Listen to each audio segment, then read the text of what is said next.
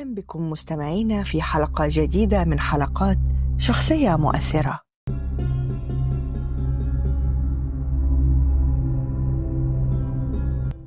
هل فكرت يوما في كيفية تأثير الإيمان والشجاعة على تغيير مسار التاريخ؟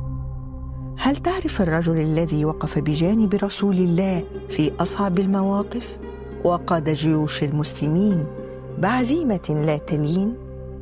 تعرفوا معنا اليوم على الزبير بن العوام، حواري رسول الله وأحد العشر المبشرين بالجنة. ولد الزبير بن العوام في مكة المكرمة قبل البعثة ب15 عاماً. كان ينتمي لعائلة كريمة، فأمه صفية بنت عبد المطلب عمة الرسول صلى الله عليه وسلم، وكانت أمه صفية تعامله بشدة بهدف أن يكون له شأن عظيم. قتل أبوه في حرب الفجار فنشأ يتيم، واعتنق الإسلام في سن 8 من عمره، وذلك تلبية لدعوة أبي بكر الصديق له، وتمسك بالإسلام رغم تعذيب عمه له، فقد كان يدخن عليه بالنار حتى تزهق أنفاسه ويناديه: أكفر برب محمد، فيجيبه الزبير: والله لا أعود لكفر أبدا. تزوج من ذات النطاقين السيدة أسماء بنت أبي بكر أول أصحاب رسول الله. وفي يوم الخندق قال رسول الله: من يأتينا بخبر بني قريظة؟ فقال الزبير: أنا.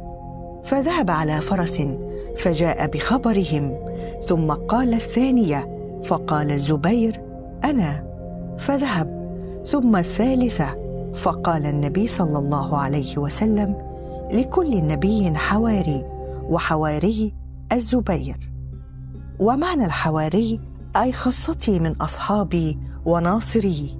وكان ابن العوام أول من سل سيفا في وجه المشركين، وشهد كل غزوات النبي صلى الله عليه وسلم، وكان في مقدمة الصفوف في غزوة بدر، وكان حاملا إحدى رايات المجاهدين ال3 في فتح مكة، وشارك في فتح مصر، وكان من حراس المدينة في أثناء حروب الردة، وشهد غزوة خيبر والخندق.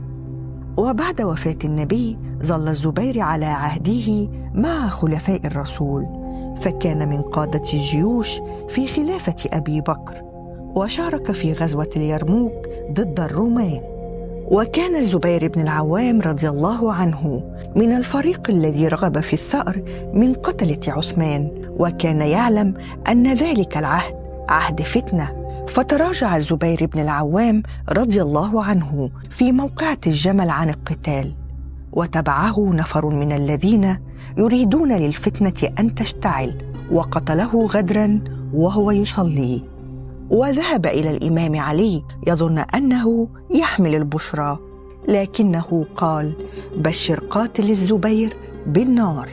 وحين دخلوا عليه بسيف الزبير قبله سيدنا علي وبكى قائلا: سيف طالما والله أزال به صاحبه الكرب عن رسول الله صلى الله عليه وسلم. ولقى الزبير بن العوام ربه في جماد الأول في العام 36 من الهجرة، رضي الله عنه وعن الصحابة أجمعين.